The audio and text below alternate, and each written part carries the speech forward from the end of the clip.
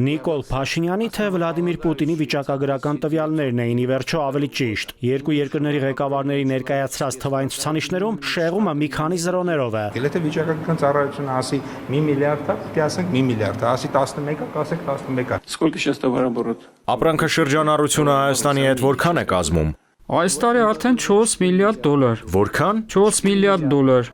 Ոչ, ավելի շատ։ Нет, больше. Փաշինյան-Պուտին սեպտեմբերի տետատետ հանդիպումն է։ Պուտինն այստեղ էլ թիվ հրապարակեց, որ 24 թվականին Հայաստանի եւ Ռուսաստանի միջև ապրանքաշրջանառությունը 11 միլիարդ 700 միլիոն դոլարի է հասնում։ Հայաստանի կառավարության ղեկավարը սեպտեմբերյան հանդիպմանը չարարկեց։ Ավելի ուշ ԱՊՀ նիստում այլ թվեր ներկայացրեց։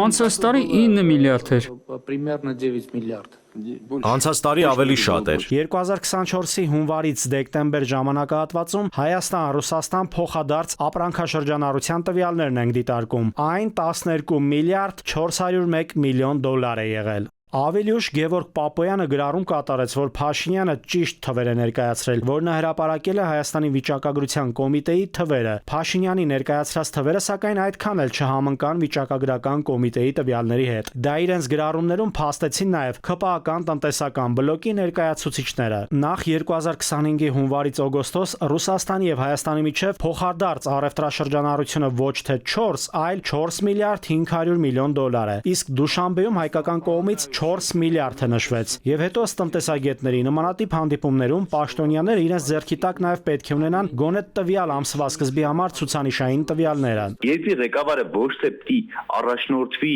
այդ պահին վիճակագրության սայթում հրապարակված տվյալով, այլ պիտի առաջնորդվի իրական հոկտեմբերի 1-ի դրությամբ տվյալով։ Վիճակագրորեն որոշակի բաներ սխալմունքներ լինում է։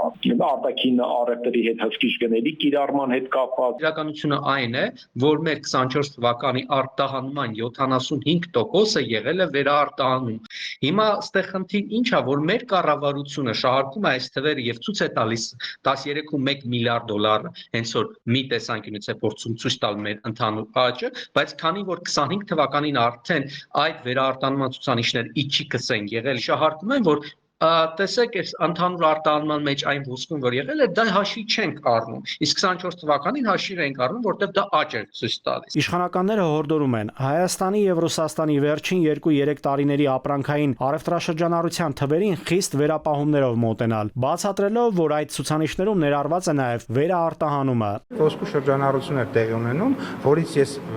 անցած տարի եմ ասել, նախանցած տարի եմ ասել, այս տարի եմ ասել։ Հայաստանը չունի ոչ մի օգուտ։ Անցած տարի ավելի շատ էր։ Ակնհայտ է, որ այս տարի էլ ավելի շատ կլինի։ Հայաստանի իշխանական թևը կասկածում է այս տարվա արդյունքներով առևտուրը չի կարող ավելի շատ լինել, քան նախորդ տարի։ Սեպտեմբեր-դեկտեմբերին հրաշքի դեպքում ըստ ՔՊԱ-ականների հնարավոր է ապահովել այդ ցուցանիշը։